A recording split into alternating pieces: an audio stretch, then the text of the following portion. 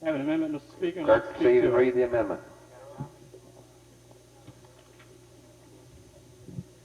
Amendment to House Bill 2823 by Mr. Gray. Amend Section 2 of House Bill 2823 by adding at the end of said section the following: provided, however, that no school authority shall be compelled to admit any child to any school if the admission of said child to said school would be in violation of any court order directed to said school authorities. Does this bill, Mr. Drake, have anything at all to do with race? Nothing whatsoever. Is it possible under the provisions of this bill, Mr. Drake, for a local school board to be found guilty of contempt of court if he assigned a child, like if they assign children in accordance with this bill, but contrary to what a court order says? As I understand this bill, it is in line with the recent Swan case, and in this case, the Supreme Court said that if there seems to be an objection, if anyone has an objection as far as this great distance that they're traveling, if this in any way affects the health of the children or the child's school, that's the way I understand this opinion. Mr. Drake, would you yield for one more question? Yes, sir. Would you be in favor of us providing some protection for the local school boards in this bill? I feel that this bill is in good form, and I would object to any amendments.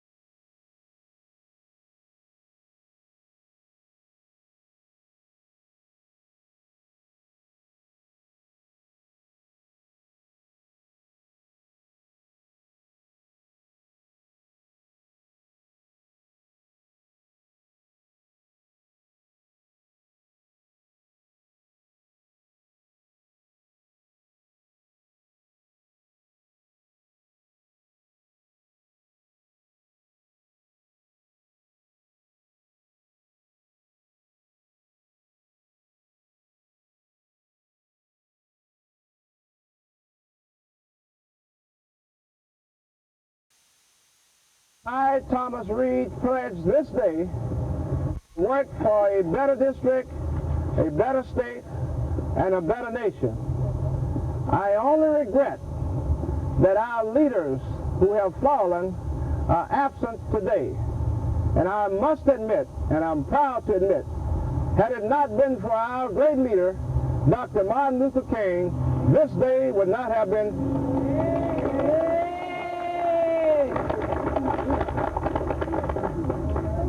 So I say to the people of this great nation, let's sail on. Let's sail on, old ship of state. Sail on, no union, strong and great. The world, the district, the state of Alabama, with all its fears, with all its hope for future years, is hanging hopelessly in your hands.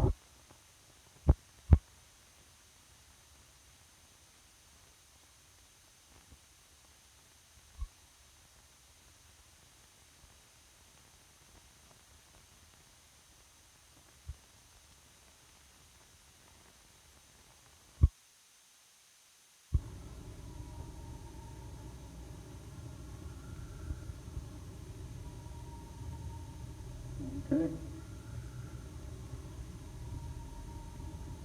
20 years around in the community, trying to set the community against itself, but I might say here that black people are not going to be fooled by that, and they're going to do the best thing. When you started working there, how much did you receive? Are you receiving the same thing that you received when you first started? I received the same thing. Robert, how long did you work at Gonzales before you walked out?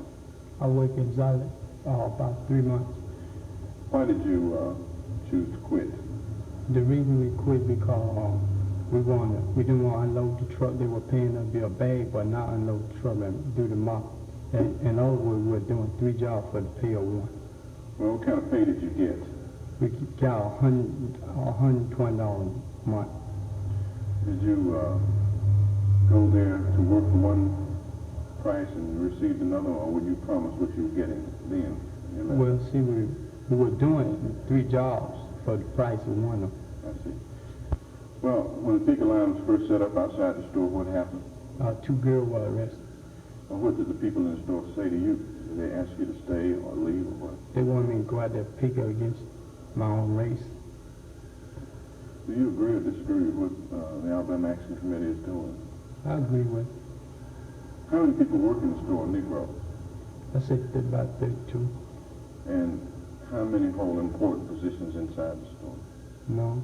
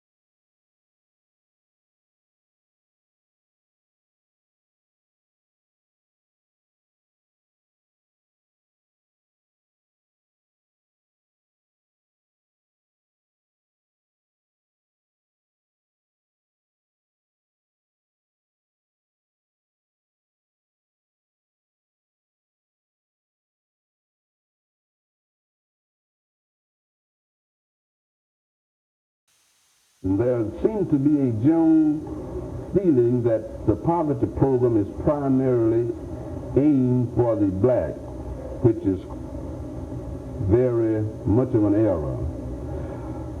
The second thing, whites who come to the program are reluctant to remain because they find it predominantly black. But those who have remained on the program, I'm sure if anyone would talk with them, they would find out that they have been treated fairly, that they have received equal treatment in every respect as any other person on the program.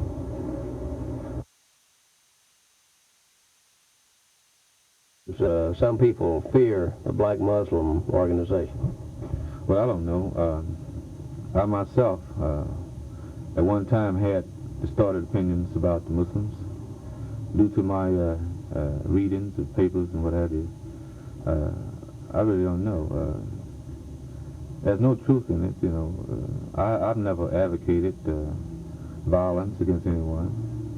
I never have aggressed a person, regardless of who he was, be it verbal or physical. Aggressiveness is not within my nature. If I had wanted to conform to an aggressive position, I would have joined some other group that advocated that type of thing. Whereas in the Nation of Islam, Muhammad teaches us that we are not permitted to carry weapons of any sort, no guns or knives or anything that can be used as a weapon. So I really don't know where this particular philosophy comes from or why it came into being. There have been charges against the black Muslims, such as those made in St. Clair County over the land transactions that the black Muslims want to have a nation of their own or overthrow the government. What's your reaction to this? Well, my reaction there is that I have never read publicly or privately any communications to that effect as far as the establishing of a government within the confines of the sovereignty of the state of Alabama, which to me is somewhat absurd, because it can't be done. You can't establish a government on someone else's territory. Ms. Muhammad teaches us that the so-called Negroes in America should be permitted to establish a government here or elsewhere, as it is on the back of the Muhammad Speak newspaper in the Muslim program. So we aren't trying to establish. All we want to do, from my understanding, is to be able to become economically independent as a group of people. See, once you have a people depending totally on someone else for their economic needs, then that people is a dependent people. My mission as a minister is to teach Islam to the so-called Negroes in America, and especially in Birmingham, Alabama. And the purpose of teaching Islam, as we were taught by Mr. Muhammad, is to resurrect the moral, the spiritual, and the economic standards of black people in that particular city, to get them off of welfare rolls, to clean up our communities, to rid ourselves of crime, lust, strong drinks, and to make ourselves become a constructive and a productive people, abiding by the laws of that municipality. That is my particular mission. This is a policy of the NAACP, not only here in Alabama, but throughout the United States, not to endorse candidates for public office. We in the NAACP only deal with voter education and voter registration. We think by making information available to individuals, to organizations, and to groups throughout the state, they will come to their own determination as to the person of their choice for positions in public office. Any branch in Alabama that endorses any candidate at the local, state level, our state level, will be in violation of policy of the NAACP. Perhaps so. I think it's safe to say, however, this was possibly the last election year, where blacks will not make it known who we're endorsing. And I think that we're coming of age now that candidates can and will openly ask for all votes. But at this point, we think we'd better take the route we're not taking. Isn't it a fact, Mr. Reed, that your organization endorsed Albert Brewer? I would not say what candidate our organization endorsed. I've said in the outset that we were not publicly stated. Our committee requested this, and I'm going to support my committee. Could you tell me who your personal preference would be? No, I don't think I need to extend my personal preference. I think some people already know who I'm against, and particularly... Are you against Albert Brewer? They know some candidates I'm against. I will not state all the candidates I'm against, not all of who I'm for. And most of the people know who I'm for. They're at the meeting Saturday. Are you for George Wallace? No, I'm not for George Wallace. No question about that. Then you're for Albert Brewer? No, not necessarily so. And it doesn't, my statement does not mean that I am for or against Albert Brewer. I will make mine known, and I made mine known in the right place. Against George Wallace? Without doubt.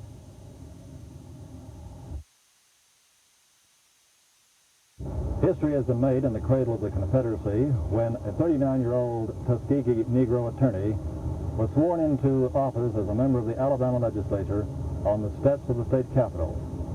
Gray and one other Negro become the first black men to serve in the legislature here in Alabama since Reconstruction days. Repeat after me.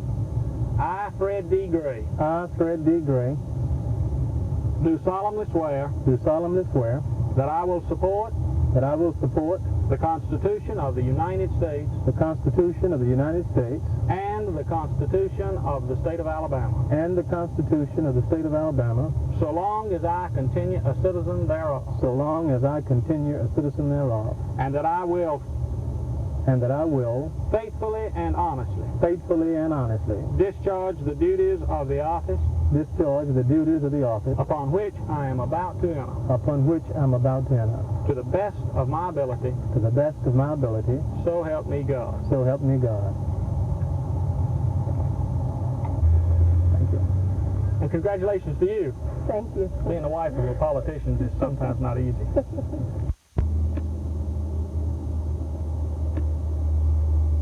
You've been very influential in getting a great deal of civil rights litigation placed into effect. Do you think as a legislator that this will give you additional powers in dealing with this particular subject? Well, I think what we will be able to do now is to use my skill and knowledge in another area. Heretofore, it's been with the judicial branch. Now, I hope we can use some of it in the legislative branch, and at least be able to prevent the passage of some of the type laws that for the last 16 years I've had to ask courts to strike down. About 30 feet from this spot where Jefferson Davis took his oath for the presidency for the Confederacy back in 1861, Governor-elect George Wallace is expected to take his oath of office for a second term as governor of Alabama. This is George Mitchell, Montgomery, Alabama.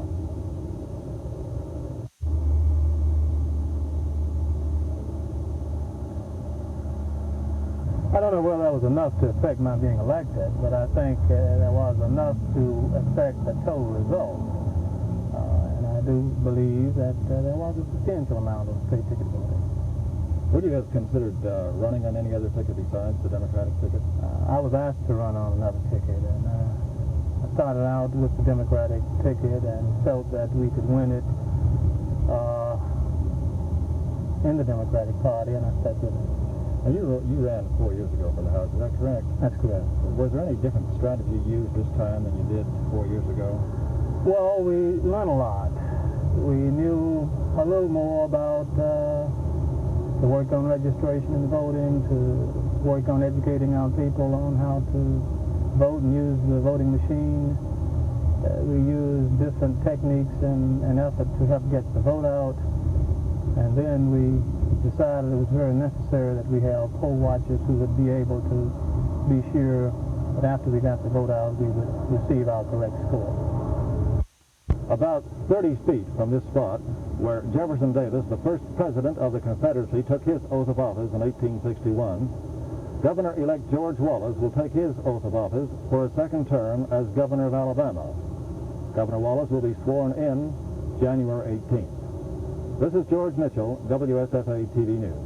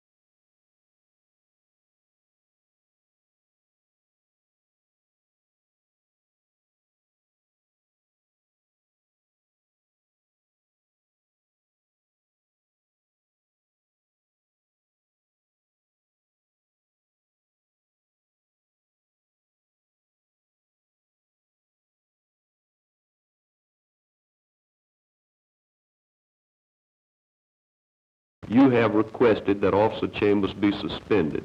This officer has been charged with murder by the widow of Lord Bazell, and the matter is now before the Dallas County Grand Jury. The matter is before the courts. It is not up to me to judge Officer Chambers. I will abide by the decision of the grand jury and the courts. This is our system. Every person that is charged with any criminal act, regardless of race, creed, or color, is entitled to due process of law. Officer Chambers has been removed from patrol duty and is serving in office capacity as a police officer with the Selma Police Department, and he will remain in this capacity until there is a disposition of his case under our system of laws. Your city government stands for law and order with fair and impartial law enforcement. We expect you to abide by the law. Marches and demonstrations will not be in the interest of this community. I ask you to abide by the decision of the grand jury and the courts. This is the official answer of the city. I hope you will take it in good faith and carefully examine the contents of it, and in the interest of the black and white community, let the courts decide this matter. I will return to, I'm in no position to make any further statement because I have not been authorized to do so, but I will return. There is a meeting set for this evening at 7 o'clock, as we anticipated to begin with that you probably would not have been in position to answer immediately that question with the number of persons involved. But I've called a meeting at the Tabernacle Baptist Church at 7 o'clock this evening, and at which time I promised to make available to them the possible anticipated answer we would get from you. I will give to them, and with the best intelligence that I have and the fairness of reasoning, I shall not endeavor to influence them. I will give them the statement as you gave it to me. However,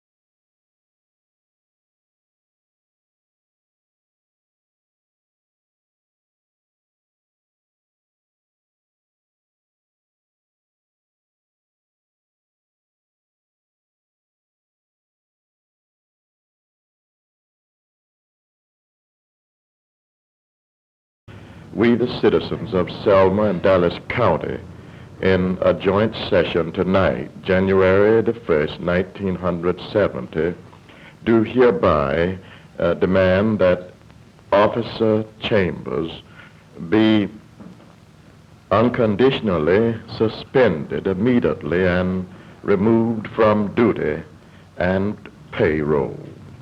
The reason for the decision is based on the fact of the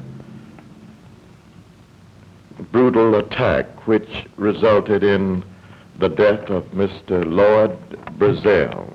We do now hereby serve notice that this demand is in the interest of both black and white citizens of these. If these demands are not met, there will be serious repercussions. Dallas County statement for the duties as officer of the police force, and this came as a result of the number of complaints that came both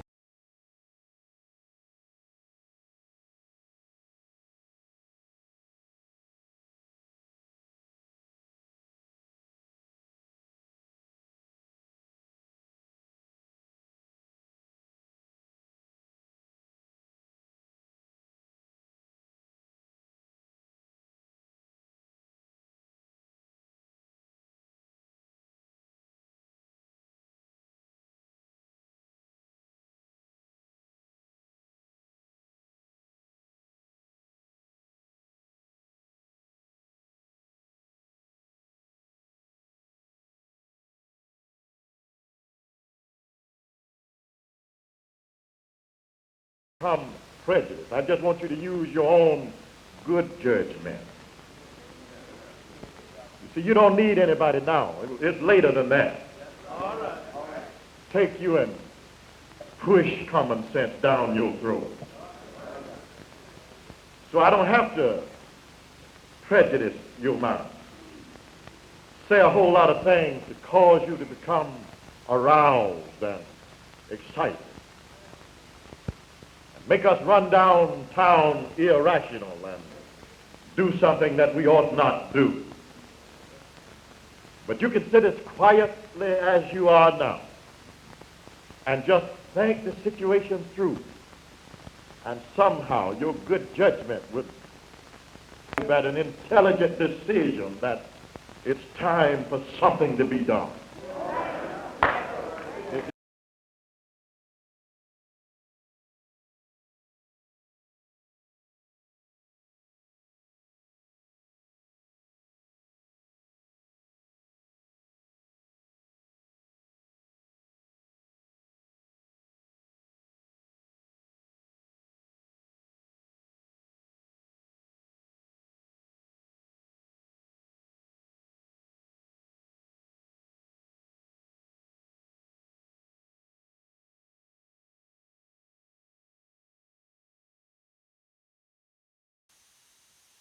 What are your plans now?